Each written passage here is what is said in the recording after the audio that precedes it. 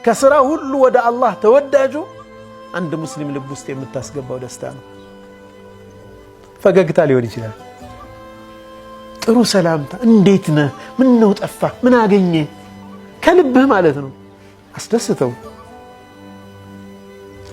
ችግሮት መጣ፣ አንተ መርዳት አልቻልክ ማለት ወላሂ ብረዳህ በጣም ደስ ባል፣ ሐቂቃ ስላልቻልኩ ነው፣ ግን ወላሂ 2 ረክዓ ሰግጄ ዱዓ አረግልሃለሁ ኢንሻአላህ፣ አብሽር፣ ሐጃ ይወጣል።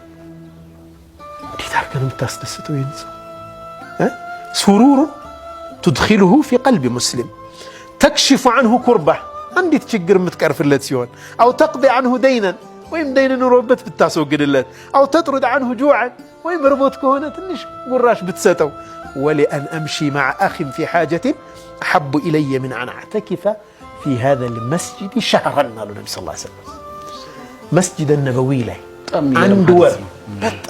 عندور مولو اعتكاف كمكمت በአንድ ወንድሜ ጉዳይ ለማስፈጸም ብንቀሳቀስ ይሻለኛል አሉ ነብዩ ሰለላሁ ዐለይሂ ወሰለም።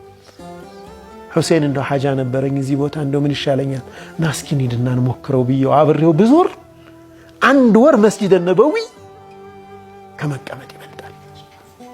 1 ረክዓ በስንት ነው መስጂድ ነበዊ? 1000 ነው 100000 1000 በ1000 ሐረም መካ ውስጥ ካዕባ ውስጥ ሐረም ውስጥ 100,000 ነው። አቅሳ 500 ነው። መስጂድ ነበዊ 1000 ነው። 1 ረክዓ በ1000 ነው። 1 ወር ኢዕቲካፍ ያደረገ ሰው ስንት ነፍል ሰላት ይሰግዳል? ስንት ቲላዋ ይቀራል?